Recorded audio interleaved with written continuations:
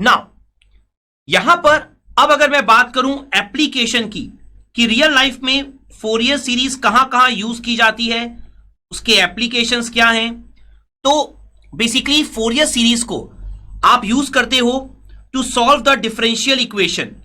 Basically जो आप differential equation study करते हो उन्हें सॉल्व करने के लिए आप फोरियर सीरीज का यूज लेते हो। उसके अलावा जैसा हमने पहले भी डिस्कस किया है, टू रिप्रेजेंट एनी सिग्नल, किसी भी सिग्नल को रिप्रेजेंट करने के लिए आप फोरियर सीरीज का यूज लेते हो। इसके अलावा अगर मैं प्रैक्टिकल लाइफ की बात करूं तो एडवांस नॉइज कैंसलेशन सिस्टम्स में आप फोरियर सीरीज का यूज लेते हो। इसके अलावा अगर मैं यहां पर बात करूं तो सेल्यूलर सिस्टम में आप फोरियर सीरीज का यूज करते हो। तो इस तरीके से फोरियर सीरीज जो है वो बहुत जगहों पर रियल लाइफ में यूज की जाती है, काफी इंपॉर्टेंट है। और जैसा मैं आपको बार बार बोल रहा हूं, यहां पर फोरियर सीरीज इंपॉर्टेंट इसलिए है क्योंकि ये बेस्ट रिप्रेजेंटेशन है किसी भी इंफॉर्मेशन के लिए। ठीक है, तो यहां पर हमें सबसे पहले समझना होगा टाइप्स ऑफ फोरियर सीरीज के बारे में। तो यहां पर बेसिकली आपके 3 टाइप होते हैं फोरियर सीरीज के। जो फर्स्ट टाइप होता है हमारा फोरियर सीरीज का वो होता है ट्रिग्नोमेट्रिक।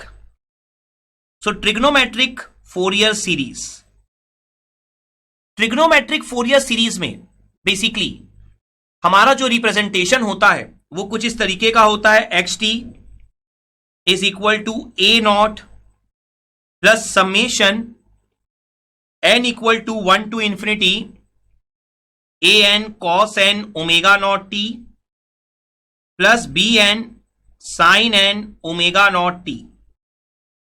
तो ये हमारा होता है ट्रिग्नोमेट्रिक फोरियर सीरीज का रिप्रेजेंटेशन। नाउ यहां पर ये जो डिफरेंट आपने वेरिएबल्स यूज किए हैं like a naught, a n, b n, ये सब क्या होते हैं, एन ओमेगा नॉट क्या है, ये सारी चीजें अब हम डिस्कस करेंगे वन बाय वन। तो यहां पर देखिए आप, सबसे पहले ए नॉट, ए नॉट का फॉर्मूला हमारा क्या होता है, ए नॉट हमारा होता है 1 by t minus t by 2 से plus t by 2 x T d T. Basically A not हमारी एवरेज वैल्यू होती है और इसे आप डीसी वैल्यू के नाम से भी जानते हैं। तो ये जो एवरेज वैल्यू या डीसी वैल्यू है, अगर आप इसे समझने की भी कोशिश करें एक बार इस फॉर्मूले को, तो देखिए एवरेज का मतलब क्या होता है।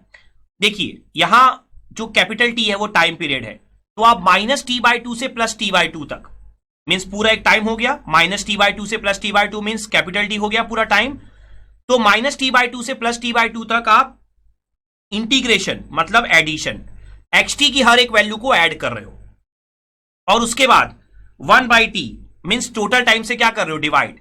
मीन्स मैं अगर सिंपल सा एग्जांपल लूं, मान लो 12 बजे से 1 बजे तक जितनी भी एक्स टी की वैल्यू मुझे मिली उन सबको मैंने पहले कंसीडर किया और सबको ऐड कर लिया, और उसके बाद 12 बजे से 1 बजे तक मतलब कितना हो गया आपका 1 आवर, तो मैंने 1 आवर से उसे डिवाइड कर दिया। बस ये हो गई आपकी टाइम एवरेज वैल्यू। तो ए नॉट आपका बेसिकली क्या है, average value, time average value. ठीक है, और ए नॉट आपका क्या है, डीसी वैल्यू, मीन्स इसमें कोई फ्रीक्वेंसी नहीं है। आप देख भी सकते हो ए नॉट के साथ कोई भी आपने फ्रीक्वेंसी टर्म एसोसिएट नहीं किया है, जबकि यहां पर जो आपका cos n omega naught t और sine n omega naught t है वो आपका अवेलेबल है ए एन और बी एन के साथ। नाउ नेक्स्ट जो हमारा टर्म है वो है ए एन।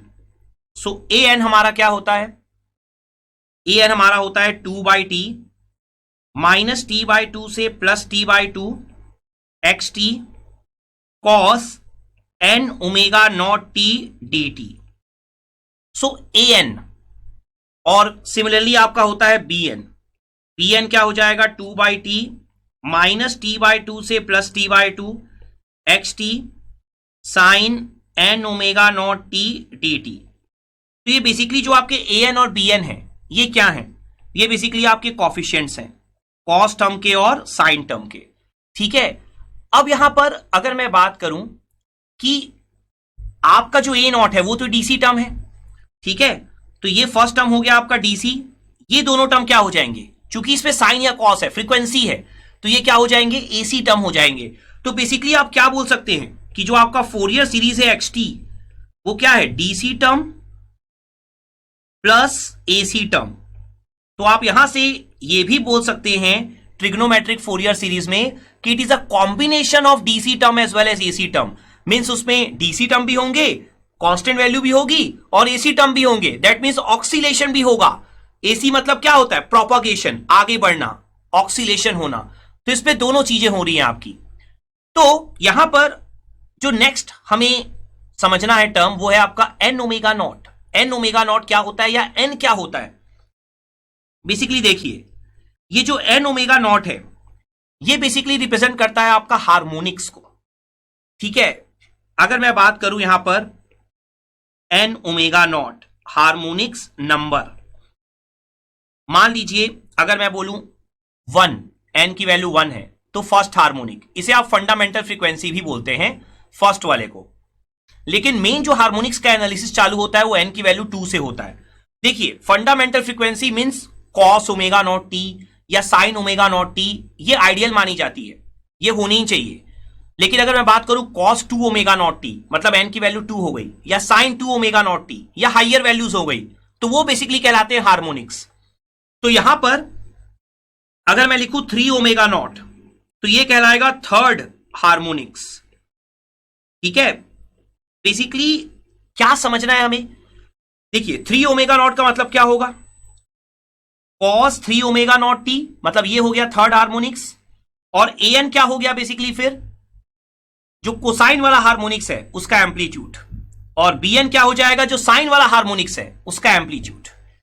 अब यहां पर एक और बात है, इंपॉर्टेंट थिंग क्या है आपकी, इंपॉर्टेंट थिंग ये है यहां पर समझने के लिए कि ये जो आप ए एन या बी एन लिखते हो, ये एक्चुअल में शॉर्ट रिप्रेजेंटेशन है जो आपको हर एक बुक में देखने को मिलते हैं। लेकिन एक्चुअल रिप्रेजेंटेशन इसका क्या होता है, एक्चुअल होता है A of n omega naught, B of n omega naught. आप शॉर्ट में लिख देते हो ए एन या बी एन। तो बेसिकली ये हैं क्या, ये हैं amplitudes of harmonics, harmonics term आप ये बोल सकते हो। तो बेसिकली अगर मैं बोलूं एन की वैल्यू 3 है, तो ये हो जाएगा आपका A3, या आप अगर फुल फॉर्म लिखना चाहते हो तो A3 ओमेगा नॉट, तो ये हो जाएगा एम्पलीट्यूड ऑफ थर्ड हार्मोनिक्स। ठीक है, इस तरीके से आप इन चीजों को, इन बेसिक टर्म्स को अंडरस्टैंड कर सकते हो।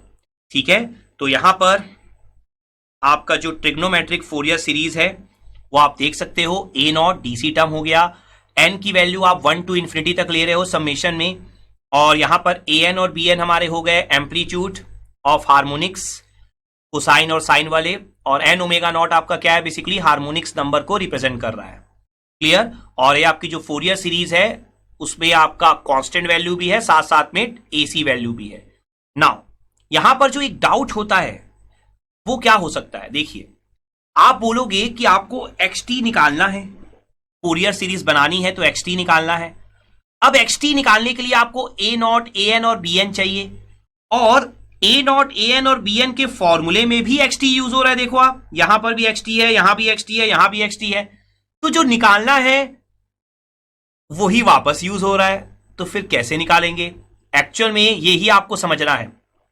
जो फोरियर सीरीज होती है ना, देखिए आप फोरियर सीरीज में करते क्या हो, या यूज क्या है फोरियर सीरीज का। जैसा मैंने बोला, किसी भी एक इंफॉर्मेशन को, इंफॉर्मेशन किसका होगा, सिग्नल का होगा। मान लीजिए एक सिग्नल एक्सटी है जिसकी इंफॉर्मेशन को आप रिप्रेजेंट करना चाहते हो फोरियर सीरीज के फॉर्म में, तो उसका नाम चेंज नहीं होगा, उसका नाम एक्सटी ही रहेगा। बस जो पहले वाला एक्सटी था वो नॉन साइनोसॉइडल पीरियोडिक था, अब जो आपने फोरियर सीरीज में बना दिया वो साइनोसॉइडल पीरियोडिक हो गया। दोनों कहलाएंगे तो एक्सटी ही। तो बेसिकली जो ए नॉट, ए एन और बी एन को कैलकुलेट करने के लिए आप एक्सटी यूज कर रहे हो, वो है नॉन साइनोसॉइडल पीरियोडिक। ये जो आपके एक्सटी हैं वो क्या है, नॉन साइनोसॉइडल पीरियोडिक। मतलब ये आपको ऑलवेज क्वेश्चन में गिवन होगा, ये जो आपके एक्सटी हैं। नाउ ये जो एक्सटी है आपका, वो क्या है आपका, ये है आपका Fourier series representation, sinusoidal periodic. तो ये डिफरेंस हमें क्लियर होना चाहिए, हम क्या कर रहे हैं हमें पता होना चाहिए। सो आई थिंक आपको ये पूरा जो कंसेप्ट है या जो पूरे टर्म्स हैं ट्रिग्नोमेट्रिक फोरियर सीरीज के, ये बहुत अच्छे से क्लियर हो गए होंगे। Let's have a quick knowledge check.